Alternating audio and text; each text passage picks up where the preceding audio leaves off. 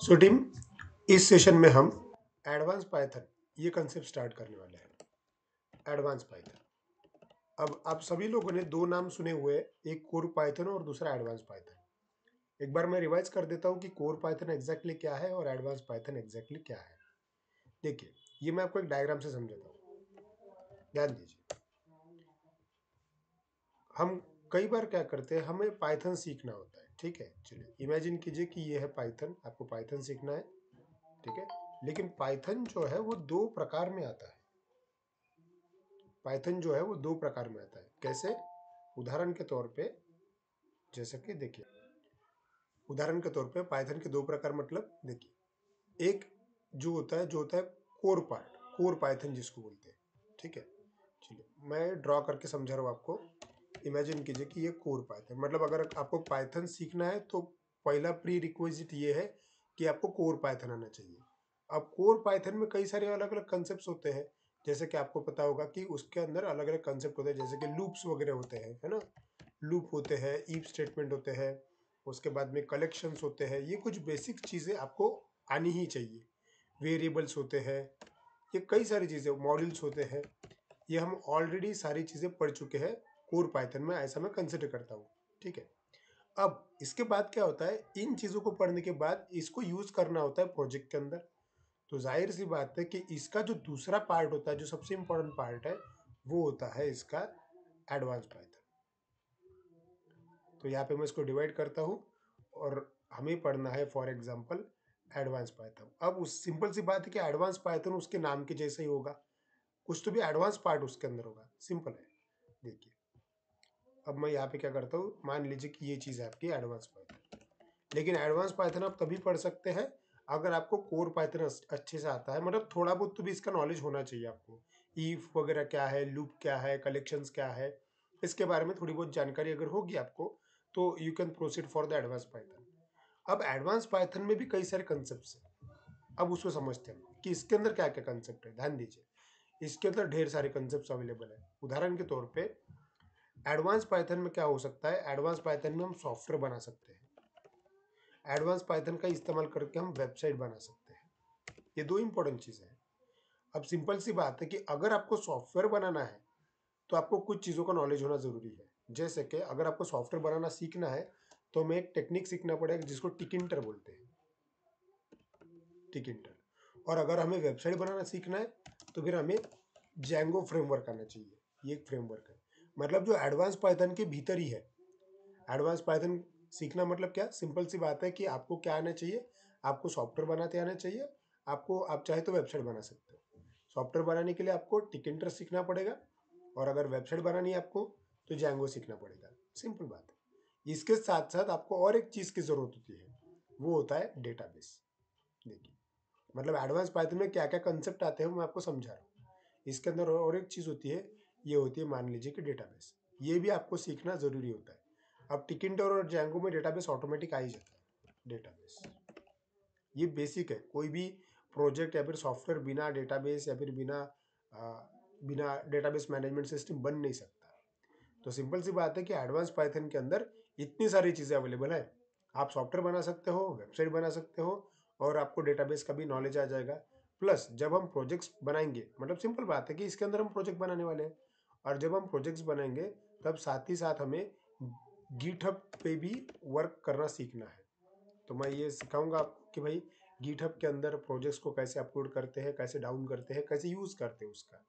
तो इतनी सारी चीज़ें एडवांस पाइथन के अंदर आती है। सिंपल सी बात है, ये सारी चीज़ें करने के लिए हमारे पास में, जैसे को कोर पाइथन को पढ़ने के लिए साधारण से 1 से 1.5 महीना लगता है, वही एडवांस पाइथन को पढ़ने के लिए भी 1 से 1.5 महीने के आसपास ये हो जाता है। मतलब 15 दिन में टिकिंटर हो जाता है, और एक 15-20 दिन में जैंगो या फिर डेटाबेस मैनेजमेंट हो जाता है, जैंगो हो जाता है, फिर डेटाबेस और गिटहब हम पढ़ेंगे।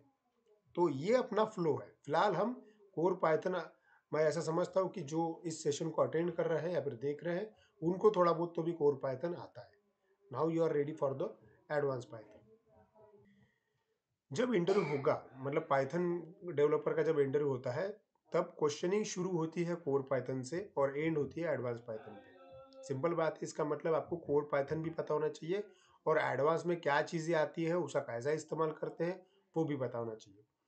कोर पाइथन में प्रोजेक्ट्स नहीं बनते, इस बात को समझ लो आप। प्रोजेक्ट्स जो बनते हैं वो सिंपल ओनली एडवांस पाइथन में ही बनते हैं, क्योंकि प्रोजेक्ट्स डेवलप करने के लिए आप लोगों को लगते हैं डेटाबेस, आप लोगों को वो फॉर्मेट पता होना चाहिए प्रॉपरली। ये सारी चीज़ें जो है प्रोजेक्ट डेवलपमेंट के यहीं पे हो गया एडवांस पाइथन में। और कंपनी पे भी जो अगर क्वेश्चनिंग हो गया प्रोजेक्ट डेवलपमेंट के, तो जाहिर सी बात है कि आपको बोलते आना चाहिए, तो सिंपल बात है आपको एडवांस पाइथन आना ही चाहिए। ठीक है, तो ये आपका कंसर्न है। चलो अब इसमें से हम वन बाय वन शुरू करते हैं। मुझे सबसे पहले अभी हम इस सेशन में देखने वाले हैं कौन सा पार्ट। हम देखो यहाँ पे सॉफ्टवेयर भी बना सकते हैं, हम चाहे तो वेबसाइट भी बना सकते हैं। तो हम शुरू करते हैं सॉफ्टवेयर से। ठीक है, तो जाहिर सी बात है कि मुझे क्या पढ़ना पड़ेगा पहले। सिंपल बात है कि हमें पहले टिकिंटर को पढ़ना पड़ेगा कि टिकिंटर क्या है। ठीक है, तो चलिए स्टार्ट करते हैं हम लोग। तो चलिए हम टिकिंटर स्टार्ट करते हैं। अब टिकिंटर है क्या, देखिए एडवांस पाइथन में हम सबसे पहले पढ़ने वाले हैं सॉफ्टवेयर डेवलप कैसे होता है। सॉफ्टवेयर डेवलपमेंट, और सॉफ्टवेयर डेवलपमेंट में जो बेस्ट एक मॉड्यूल है या फिर लाइब्रेरी है जिसको बोलेंगे हम टिकिंटर। कई सारी कंपनीज जो है टिकिंटर का इस्तेमाल करती है अगर आपको उनको सॉफ्टवेयर वगैरह बनाना है। तो पहले तो मैं आपको सॉफ्टवेयर क्या है मैं बता देता हूँ, ध्यान दो। सॉफ्टवेयर मतलब ऐसी चीज जो सिंगल सिस्टम पे चलती है। ओके, मैं आपको दो चीजें एकदम क्लियर कट बताना चाहता हूँ कि सॉफ्टवेयर क्या होते हैं और वेबसाइट क्या होते हैं। देखो नॉर्मली आप लोगों को ये चीज़ पता ही होगी पहले से, लेकिन सॉफ्टवेयर मतलब ऐसी चीज़ जो लैपटॉप के अंदर एज अ EXE इंस्टॉल्ड होती है। इंस्टॉल्ड मतलब देखो डेस्कटॉप पे जाना, सिंपली आपके डेस्कटॉप के ऊपर जो आपको आइकॉन्स दिख रहे हैं, these all are the softwares. ठीक है, ये सभी के सभी क्या है, सॉफ्टवेयर है। ऐसी चीज़ जो आप सिस्टम के ऊपर जाके डबल क्लिक करके स्टार्ट करते हो। उदाहरण के तौर पे मान लीजिए कि कैलकुलेटर है आपका, तो ये कैलकुलेटर के ऊपर क्लिक करने के बाद में कैलकुलेटर खुल रहा है। इसके अंदर कई सारी बटन्स है ना, इसको आइकॉन्स है, बटन्स है, इक्वल टू वगैरह सब है। ये क्या है, एक प्रकार का सॉफ्टवेयर है। ठीक है, सॉफ्टवेयर मतलब ऐसी चीज जो विंडो में खुलती है। देखो एक प्रकार की क्या है, विंडो है, और इसको चलाने के लिए इंटरनेट की जरूरत नहीं होती। ठीक है, इसको कोई इंटरनेट की जरूरत नहीं है। फॉर एग्जाम्पल मैंने इसको बंद कर दिया, मान लीजिए कि एक VLC प्लेयर है, यहाँ पे डेस्कटॉप पे मेरी VLC प्लेयर है। आप सभी लोगों को पता होगा हम गाने या फिर मूवीज उसके ऊपर प्ले कर सकते हैं। तो उसको चलाने के लिए कोई इंटरनेट की जरूरत नहीं होती। और उसको शुरू करना मतलब क्या, जस्ट डबल क्लिक करने के बाद में जो शुरू होता है दैट इज अ सॉफ्टवेयर। ठीक है, और दूसरी इंपॉर्टेंट चीज क्या है, वेबसाइट। आप सभी लोगों को पता होगा कि वेबसाइट के ऊपर अगर वर्क करना है आप लोगों को, तो अभी अभी मैंने बताया कि हमें जैंगो का यूज करना पड़ेगा। ये फ्रेमवर्क रहेगा, आगे पढ़ेंगे हम, लेकिन मेन चीज ये है कि वेबसाइट काम कैसी करती है। वेबसाइट के लिए, वेबसाइट का काम करने के लिए आपको किस चीज की जरूरत होती है, आपको जरूरत होती है ब्राउजर की। और कई सारे ब्राउजर आप लोगों को पता होगा, जैसे कि क्रोम है ना, मोजिला फायरफॉक्स है, माइक्रोसॉफ्ट एज है ना, ऐसे कई सारे ब्राउजर्स आप लोगों को मालूम है। लेकिन वेबसाइट का कंपलसरी ये है कि उस वेबसाइट को आप किसी न किसी ब्राउजर में ही खोल सकते हैं। ठीक है, ये इंपॉर्टेंट चीज़ है। और सॉफ्टवेयर में क्या होता है, सॉफ्टवेयर का कंपल्शन ये है कि वो किसी विंडो में ही खुलेगा। ठीक है, इवन ये नोटपैड जो देख रहे हैं आप, जिसके ऊपर मैं लिख रहा हूँ, ये भी क्या है, इसको चलाने के लिए इंटरनेट की ज़रूरत नहीं है। ये भी एक प्रकार का सॉफ्टवेयर ही है। ठीक है, चलिए मिनिमाइज करता हूँ मैं। अब यहाँ पे बड़ी सिंपल बात है कि हमें सॉफ्टवेयर डेवलप करना सीखना है। कई बार क्या होता है, सॉफ्टवेयर डेवलप करना मतलब मैं आपको एक एग्जांपल बताना चाहता हूँ कि चलिए, तो सॉफ्टवेयर वर्ड आप लोगों ने कई बार सुना हुआ है और कई बार इनको देखा हुआ है भी, और लाइव देखा हुआ है आप लोगों ने। एग्जाम्पल से समझाता हूँ मैं आपको, ध्यान दीजिए। देखिए फॉर एग्जाम्पल, आप लोग मेडिकल शॉप में गए होंगे। मेडिकल शॉप में भी बिलिंग सिस्टम्स होती है वहाँ पे, बिलिंग सिस्टम्स, तो वो भी क्या है, एक प्रकार के सॉफ्टवेयर से। जब आप कोई दवाई खरीदते हो, तो वो क्या करता है, आपको बिल देता है। वो जो बिल देता है आपको, तो बिल ऑटोमेटेड प्रिंटेड होता है प्रिंटर से। लेकिन प्रिंटर से बिल प्रिंट करने के लिए उसने कहीं तो भी उस दवाई का एंट्री किया होगा। ठीक है, कि दवाई कितने रुपए की, कब एक्सपायरी होने वाली है ना, वो सब आपका नाम लेता है, कौन से डॉक्टर ने दवाई प्रिस्क्राइब की, सब लेता है, और आपको एक बिल देता है। वो बिल किसके वजह से निकला, मेडिकल बिलिंग सिस्टम होती है वहाँ पे। तो ये क्या है, ये सॉफ्टवेयर ही है। दूसरा एग्जांपल देता हूँ मैं आपको, जो आपने सॉफ्टवेयर देखा हुआ है। आप लोग रेस्टोरेंट जाते हो, ठीक है। रेस्टोरेंट्स में आप कई बार जब खाना खाने के बाद में वेटर बिल लेके आता है, वो बिल कहाँ से आ रहा है? एडमिन जो बैठा हुआ है उसके पास में सारी जानकारी होती है आपके पास कि आपने उस टेबल पे कौन कौन से डिशेस लिए, और जब आपने बोल दिया कि भाई वेटर को कि बिल लेके आओ, तो वो उसके एडमिन से एक बिल लेके आता है। उस बिल पे पूरा लिखा रहता है कि आपने कौन कौन सी डिश ली, कितने रुपए की होगी और टोटल कितना हो गया। तो ये चीज़ क्या है? एक प्रकार का सॉफ्टवेयर ही है, और सॉफ्टवेयर आप हर जगह देखते हो। फॉर एग्जाम्पल आप मॉल में गए, आपको कई सारे मॉल पता होंगे, ठीक है, जैसे कि आप अपने यहाँ पे डी मार्ट है, वो स्कैन कर रहा है जो भी चीज़ आपने लिया हुआ है, आप वो स्कैन होता है, और स्कैन होने के बाद में आपने अगर कभी सिस्टम के ऊपर नोटिस किया होगा, तो जो चीज़ स्कैन हो रही है उसका ऑटोमेटिक नाम आ जाता है, उसका प्राइस आ जाता है, और ऐसी जितनी भी चीज़ें आपने लिए सबको स्कैन करके सिस्टम के अंदर उतारा जाता है, और फिर वो उसका बिल मारता है। ये भी क्या हो गया? एक प्रकार का सॉफ्टवेयर है। और जब वो आप उस सॉफ्टवेयर को रन करते हो, तो जब रन करता है वो बंदा, तो उसको कहीं ना कहीं डबल क्लिक करना जरूरी होता है, और वो सिंगल सिस्टम पे चलता है। ठीक है, तो ये फर्क है। तो these all are the examples of software. So team, ये एग्जाम्पल है, और इसके इसके जैसे तो कई सारे एग्जाम्पल अब आपके माइंड में आ गए होंगे, आपने कई जगह पे उसको देखा हुआ होगा। ठीक है, वो सब क्या है? एक प्रकार के सॉफ्टवेयर ही है। अब यहाँ पे मैं इसको मिनिमाइज करता हूँ। अब सिंपल सी बात है कि ये अगर हमें बनाना सीखना है, कंपनीज में क्या होता है, प्रोजेक्ट्स आते हैं। मान लीजिए कि कोई कंपनी में प्रोजेक्ट आया, उसको डिमांड के लिए बिलिंग सिस्टम बनाना है। तो billing system banana in the sense वो क्या बनाने वाले हैं? वो सॉफ्टवेयर बनाने वाले हैं। और जो सॉफ्टवेयर डेवलपर होगा, उस बंदे को कौन सा चीज़ आना चाहिए? उसको ये टेक्निक आनी चाहिए। सिस्टम ने, मान लीजिए कि कंपनी ने डिसाइड किया कि भाई ये वाला सॉफ्टवेयर जो है पाइथन में बनेगा। तो अब डेवलपर का काम है कि पाइथन में सॉफ्टवेयर बनेगा, इसका मतलब वो कौन सी लाइब्रेरी के अंदर बनेगा, कौन सा मॉड्यूल हमें यूज करना चाहिए, क्योंकि पाइथन के अंदर तो कई सारी चीजें बनती है। अब ये आप लोगों का काम है कि तुम्हें पहले ये समझ लेना पड़ेगा कि ये चीज काय में बनती है। सिंपल सी बात है, सॉफ्टवेयर वगैरह सारी चीजें जो विंडो बेस होती है, सिंपल है, जो विंडो बेस होती है वो सभी के सभी चीजें जो है वो टिकिंटर में बन जाती है। ठीक है, ओके। सो चलिए हम आगे बढ़ते हैं। अभी एक काम करते हैं, अब थोड़ा सा लिख भी लेते हैं। तो अभी हेडिंग डालिए एडवांस पाइथन। एडवांस पाइथन, अब एडवांस पाइथन में है क्या? आप लिख सकते हो, अगर आपको लिखना हो तो आप लिख सकते हो। The advance Python consist of two main the advance Python consist of two main components the advance Python consist of two main components that is आप ये लिख सकते हैं, that is software development and website development. आगे हम लिख सकते हैं, to develop a desktop application or software to develop a desktop application or software, we need to use a module Tkinter. To develop a desktop application or software, we need to use a module Tkinter. And to develop website applications or to develop websites, we need to use the framework Django. तो उसको actually वो लिखते वक्त D Django लिखते हैं उसको, वो D जो है वो साइलेंट होता है, लेकिन पढ़ते वक्त उसको जेंगो बोलते हैं, जेंगो। और जेंगो फ्रेमवर्क, ओके, ये एक फ्रेमवर्क है, और इसके जैसे कई सारे फ्रेमवर्क है पाइथन के अंदर, लेकिन जेंगो फ्रेमवर्क वेबसाइट, अगर आपको बड़ी से बड़े लेवल की वेबसाइट बनानी है तो आपको जेंगो फ्रेमवर्क ही इस्तेमाल होता है कंपनी में, इसलिए हम जेंगो फ्रेमवर्क पढ़ने वाले हैं।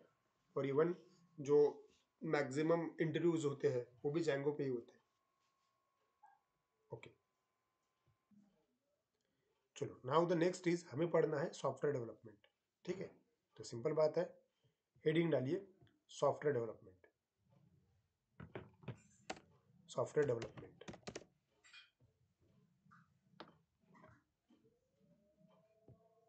और नीचे लिखेंगे हम we are going to use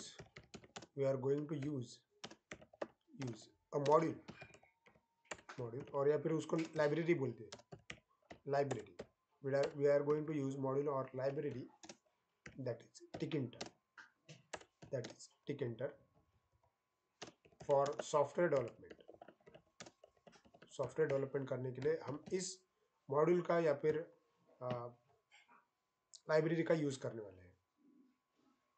ठीक है, और सॉफ्टवेयर डेवलपमेंट की कुछ एग्जांपल नीचे आप एक दो एग्जांपल लिख सकते हैं, सिंपल सिंपल। ये डेली लाइफ के एग्जांपल लिए अपन ने, मेडिकल बिलिंग सिस्टम्स देखा हुआ है, रेस्टोरेंट्स बिलिंग सिस्टम देखा हुआ है, मॉल में डी मार्ट होगा, आपने बिग बाजार देखा होगा, और भी कई सारे प्रकार के अलग अलग मॉल्स है, आपने सारी चीजें देखी हुई है। तो वहाँ पे जो सॉफ्टवेयर है वो यही है। ठीक है, तो चलिए अभी हम स्टार्ट करते हैं कि भाई टिकिंटर क्या है। हमने बेसिक बेसिक क्या देखा कि भाई एडवांस पाइथन में क्या क्या कंपोनेंट्स होते हैं। अब उसके अंदर हमने सॉफ्टवेयर चूज किया, तो सॉफ्टवेयर बनाने के लिए कौन सी लाइब्रेरी इस्तेमाल होती है, तो टिकिंटर होती है। तो अब पढ़ते हैं कि टिकिंटर क्या है। Now give the heading Tkinter. टिकिंटर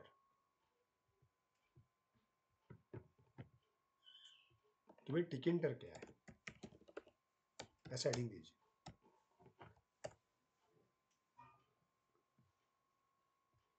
अब सिंपल है कि टिकिंटर का इस्तेमाल हम सॉफ्टवेयर डेवलप करने के लिए कर रहे हैं। तो जाहिर सी बात है कि एक्चुअली ये सॉफ्टवेयर डेवलप करना मतलब क्या है, ये जीयूआई एप्लीकेशन है। जीयूआई एप्लीकेशंस का मतलब होता है ग्राफिकल यूजर इंटरफेस। ठीक है, जो आंखों से दिखता है, जहाँ पे क्लिक होता है, ये सब जीयूआई है। ये बनाने के लिए हमें टिकिंटर का यूज करना पड़ेगा। ठीक है, तो इसके बारे में लिखिए, टिकिंटर क्या है, एकदम शॉर्ट में लिखेंगे हम। ठीक है, Python offers multiple options, Python offers multiple options for developing GUI, for developing GUI. इसका मतलब होता है ग्राफिकल यूजर इंटरफेस। आप सभी लोगों को पता भी होगा, मतलब ऐसी चीजें, डिजाइन सिंपल है। ग्राफिकल यूजर इंटरफेस मतलब डिजाइन्स बनाने के लिए पाइथन कई सारी चीजें प्रोवाइड करता है। GUI, graphical user interface. Now the next is the tickinter. The tickinter is the most common. The tickinter is the most common. Tickinter is the most common used module to develop the GUI applications. GUI application मतलब ऐसे application जिसमें design होता है, जो clickable होते हैं, जिसको हम देख सकते हैं, प्रॉपरली ऑपरेशंस परफॉर्म कर सकते हैं, उन सबको डेवलप करने के लिए जो मोस्ट कॉमन जो मॉड्यूल होता है वो टिकिंटर होता है। ओके, चलिए अब इसका मतलब क्या है कि हमने ये देखा भी टिकिंटर एक प्रकार का मॉड्यूल है जिसके अंदर हम क्या कर सकते हैं, डिजाइन बना सकते हैं। लेकिन डिजाइन बनाने के लिए अब आपको ये समझना पड़ेगा कि कोई भी सॉफ्टवेयर आप देख लीजिए, देखो जैसे कि ये नोटपैड है ना, ये एक प्रकार का क्या है, सॉफ्टवेयर है। आप दूसरा कोई सॉफ्टवेयर देख लीजिए, जैसे कि मान लीजिए कि मेरे यहाँ पे VLC प्लेयर है, ये मैंने ओपन किया। ठीक है, ये भी एक प्रकार का क्या है, ये देखो ये एक सॉफ्टवेयर है, लेकिन यहाँ पे एक विंडो है। ठीक है, चलो और मैं इसको क्लोज करता हूँ, दूसरा कोई सॉफ्टवेयर ओपन करके देखते हैं। मान लीजिए कि मेरे पास में यहाँ पे बड़े बड़े सॉफ्टवेयर है, जैसे कि पाइचारम है, जिसके अंदर हम काम कर रहे हैं, जस्ट डबल क्लिक किया, देखो इसमें भी आपको विंडो मिलेगा। ये भी क्या है, एक प्रकार का, देखो ये विंडो है और इस विंडो के अंदर ही हमें काम करना पड़ता है। इसका मतलब ये है कि कोई भी सॉफ्टवेयर बनाने के लिए आपको जो बेसिक चीज़ आनी चाहिए वो ये है कि आपको विंडो बनाते आनी चाहिए। ठीक है, और विंडो बनाने का टेक्निक जो है वो टिकिंटर में बहुत अच्छे से दिया गया है। ठीक है, तो हमें टिकिंटर में ही प्रोग्राम लिखना है। तो टिकिंटर की प्रोग्रामिंग करने के लिए हमें उसका प्रोग्राम आर्किटेक्चर समझना पड़ेगा। ओके, सो हेडिंग डालिए प्रोग्राम स्ट्रक्चर, कि भाई प्रोग्राम तो लिखना है लेकिन कैसे, प्रोग्राम स्ट्रक्चर कि इसके प्रोग्राम होते कैसे या फिर इसको यूज कैसे करेंगे। ठीक है, प्रोग्राम स्ट्रक्चर, या फिर आप ऐसा समझ सकते हो कि इसको स्टेप्स बोल सकते हो आप, स्टेप्स। स्टेप्स सिंपल कि भाई हमें क्या करना है, हमें सॉफ्टवेयर बनाना है। तो सॉफ्टवेयर बनाने के लिए सबसे पहले जो चीज चाहिए हमें वो होती है विंडो। तो विंडो कैसे क्रिएट करेंगे उसका स्टेप हमें पता होना चाहिए, या फिर उसका प्रोग्राम स्ट्रक्चर हमें पता होना चाहिए। ठीक है, तो सबसे पहले हमें क्या करना पड़ेगा, देखो पॉइंट नंबर 1, अगर आपको कोई भी प्रोग्राम लिखना है, वो भी आपको सॉफ्टवेयर बनाने के लिए लिखना है, तो आपका पहला काम ये है कि you have to import the Tkinter. ठीक है, टिकिंटर एक प्रकार का मॉड्यूल है। हम सभी लोगों ने प्रीवियस सेशंस में मॉड्यूल को कैसे इंपोर्ट करते हैं ये देखा हुआ है, और कई सारे मॉड्यूल्स आप लोगों को मालूम होंगे, जैसे कि ओएस मॉड्यूल था, मैथ मॉड्यूल है, डेट टाइम मॉड्यूल है ना, और रैंडम मॉड्यूल है। ऐसे कई सारे मॉड्यूल हमने प्रीवियस सेशंस में देखे हुए हैं। उसी प्रकार से टिकिंटर भी क्या है, एक प्रकार का मॉड्यूल है। अगर आप चाहते हो कि आपको सॉफ्टवेयर बनाना है, you have to import the Tkinter. तो सबसे पहले हम लिखेंगे फर्स्ट नंबर, पहली स्टेप क्या है, इंपोर्ट द टिकिंटर। और टिकिंटर को इंपोर्ट करने का स्टेप मतलब सिंटैक्स है, सिंटैक्स आप लिख सकते हैं नीचे। सिंटैक्स है, you have to write only import and then Tkinter, लिखिए। अब जो स्टेप हम यहाँ पे देख रहे हैं ना, वो हम साइमल्टेनियसली क्या करेंगे, हम प्रोग्रामिंग में भी फॉलो करेंगे। ठीक है, चलिए सिंपल है। मैं इसको मिनिमाइज करता हूँ। मैं मेरा पहला प्रोग्राम लिखना चाहता हूँ जिसके अंदर मैं सॉफ्टवेयर बनाऊंगा, लेकिन मुझे ये समझ में आ गया कि भाई सॉफ्टवेयर बनाने के लिए हमें विंडो की जरूरत होती है, क्योंकि विंडो के अंदर ही अलग अलग कंपोनेंट रहेंगे, बटन रहेगा, टेक्स्ट बॉक्स रहेगा, सारी चीजें जो है विंडो के अंदर दिखेंगी सॉफ्टवेयर के अंदर, है ना। तो विंडो बनानी है, तो विंडो बनाने के लिए हम स्टेप देख रहे हैं। अब ये स्टेप हमें लिखना पड़ेगा प्रोग्राम एज अ प्रोग्राम। तो प्रोग्राम कहाँ लिखेंगे हम, हमारे पाइचार्म के अंदर। तो मैं पाइचार्म ओपन करूंगा। देखो मेरे पास में पाइचार्म ऑलरेडी इंस्टॉल्ड है, और हम लोगों ने कोर पाइथन पढ़ा है, इसका मतलब हम सबके लैपटॉप में होगा ही होगा। चलिए पहला स्टेप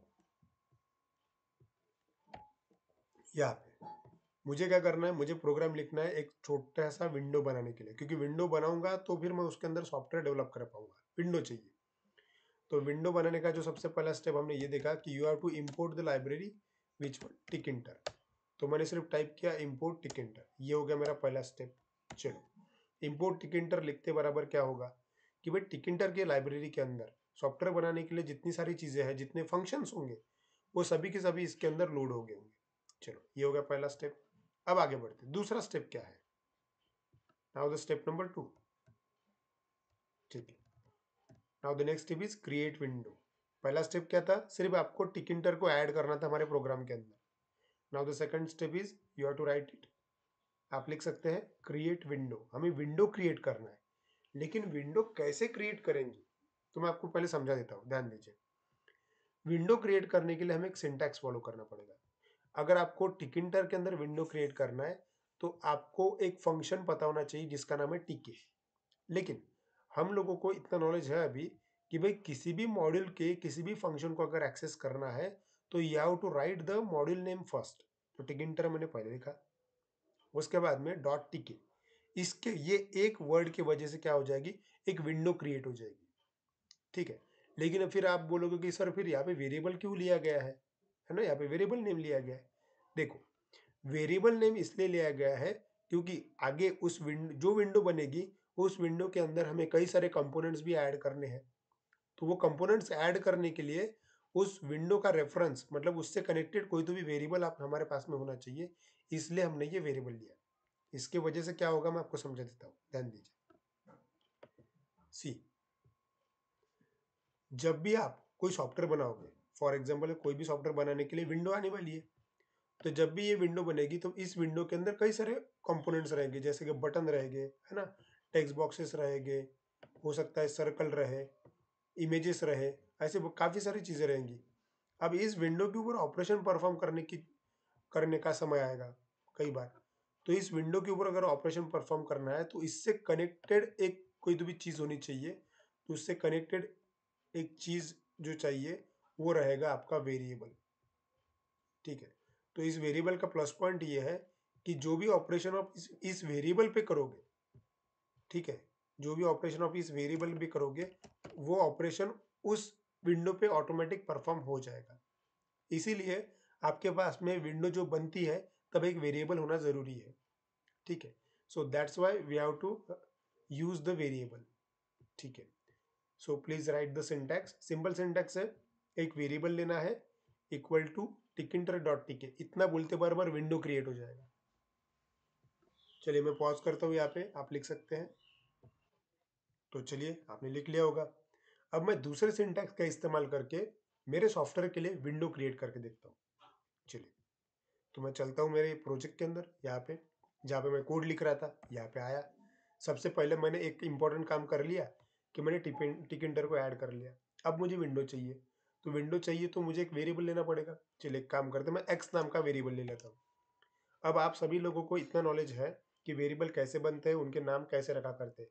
आप A to Z कोई भी वेरिएबल एज अ मतलब कोई भी वेरिएबल नेम आप यूज कर सकते हो। मैंने एक्स नाम रखा, ठीक है।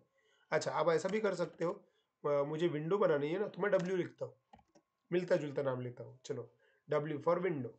अब विंडो क्रिएट करनी है तो सिंटैक्स आप अपनी आंखों के सामने लाओ।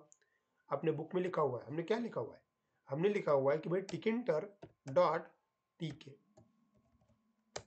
बराबर। अब ये टीके लिखते वक्त ध्यान देना, उसका टी जो है ना कैपिटल है। ओके, ये एक लाइन लिखते बराबर क्या हो जाएगा, ऑटोमेटिकली एक विंडो वाला कोड आपने लिखा हुआ है, विंडो जनरेट होगी और उस विंडो का पूरा रेफरेंस जो है किसके ऊपर है, डब्ल्यू के अंदर है। ठीक है, चलिए करके देखते हैं।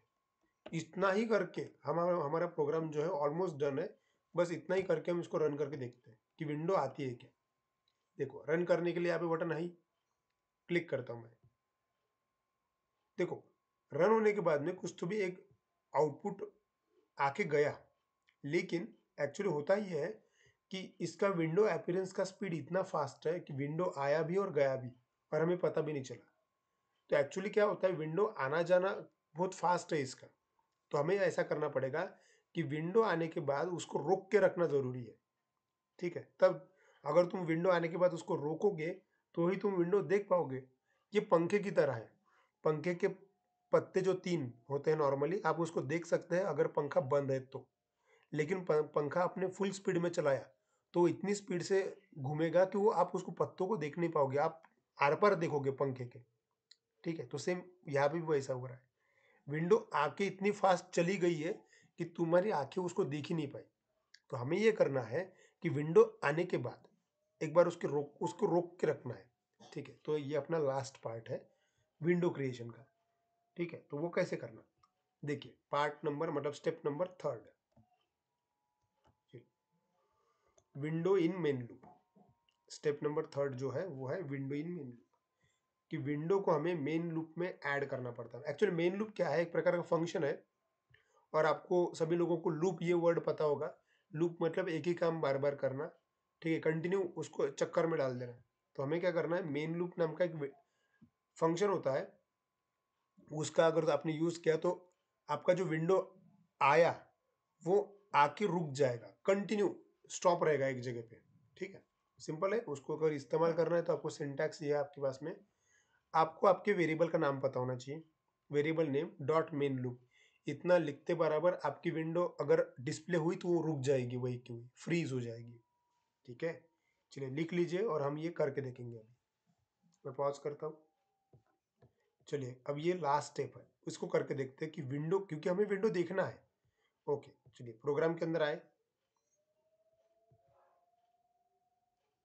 ओके, यहाँ पे लिखता हूँ मैं, क्या है सिंटैक्स फॉलो करते हैं कि भाई विंडो को अगर रोकना है तो you have to write the window variable name that is W dot, कौन सा फंक्शन, उस फंक्शन का नाम है मेन लूप। फंक्शन है इसलिए यहाँ पे ब्रैकेट लगाना जरूरी है, दैट्स इट। ये 3 लाइन का कोड लिखने की वजह से क्या हो जाएगा, आपका विंडो क्रिएट हो जाएगा। अब एक बार रन करके देखते हैं कि सच में विंडो क्रिएट होता कि नहीं। देखो यार, क्लिक किया तो जैसे ही मैंने क्लिक किया आपको कुछ खास चीज दिख रही होगी। देखिए स्क्रीन के ऊपर एक विंडो आया हुआ है, बॉक्स आया हुआ है। अब देखिए ये विंडो है, इस विंडो को ऑटोमेटिकली कितनी चीजें हैं देखिए आप। ये एक रेक्टेंगुलर बॉक्स है, इसको आपको एक जगह पे लोगो है इसका, उसके बाद में उसका बाजू में विंडो का नाम भी लिखा हुआ है बाय डिफॉल्ट टीके। उसको मिनिमाइज का बटन है, मैक्सिमाइज का बटन है, और उसके बाद में उसको क्लोज का बटन है। और ये विंडो रिसाइजेबल है, मतलब क्या, देखो मैं इस विंडो को छोटा बड़ा कर सकता हूँ। देखो सी, आप अपने अकॉर्डिंग इस विंडो को एडजस्ट कर सकते हैं। अभी विंडो खाली है, इसके अंदर कुछ भी नहीं है। इसका मतलब क्या है, सॉफ्टवेयर मतलब पहली मेन चीज क्या है कि सॉफ्टवेयर बनाने के लिए जो चीज चाहिए वो तुम्हारे पास में है। पहले तुम्हें विंडो बनाती आनी चाहिए, और विंडो बनाना सीख गए तुम। अब इसके अंदर हमें कंपोनेंट्स ऐड करना सीखना पड़ेगा, मतलब टेक्स्ट बॉक्स, बटन है ना, रेडियो बटन्स होते हैं, इमेजेस होती है, फिर उसको यूज करना सीखना पड़ेगा। तो अब जो भी काम होगा वो इस विंडो के अंदर ही होगा। इसका मतलब ये है, देखो इसका मतलब ये है कि आप टिकिंटर का कोई भी प्रोग्राम अगर आपको लिखना है तो ये 3 लाइन लिखना कंपलसरी हो गया कि भाई पहले टिकिंटर को इंपोर्ट करो, उसके बाद में विंडो क्रिएट करो और उसके बाद में विंडो को स्टॉप करके रखो। ठीक है, ओके। और इस प्रकार से विंडो आई हुई है। आप इसको मिनिमाइज कर सकते हैं, आप उसको मैक्सिमाइज कर सकते हैं। देखो यहाँ पे ये मैक्सिमाइज हो गया। आप उसको क्लोज भी कर सकते हैं, ये क्लोज हो गया। चलिए चलिए, तो अभी हमें इस प्रोग्राम को लिखना है। ठीक है, पहला प्रोग्राम है, हम इसको मन से लिखने की कोशिश करेंगे। ओके, चलिए क्या लिखेंगे हम, लिखिए राइट अ प्रोग्राम, हेडिंग डालेंगे हम, write a program to create a window, write a program to create a window, write a program to create और शो द विंडो। क्रिएट करो या फिर शो करो, एक ही बात होगी वो, क्रिएट और शो अ विंडो, ये प्रोग्राम है। चलिए हेडिंग लिखा होगा आपने। अब आपको प्रोग्राम लिखना है इसके नीचे, ये 3 लाइन है प्रोग्राम की, आप लिख लीजिए। आप चाहे तो अपने मन से लिख सकते हैं, आप चाहे तो स्क्रीन के ऊपर देख के लिख सकते हैं। मैं हमेशा यही रिकमेंड करता हूँ कि जब भी हम कोई चीज़ पढ़ते हैं उसको मन से लिखने की कोशिश किया करो। नहीं याद आ रहा तो फिर स्क्रीन पे देखना। और रन मतलब प्रोग्राम लिखने के बाद में हमेशा उसका आउटपुट ड्रॉ करना।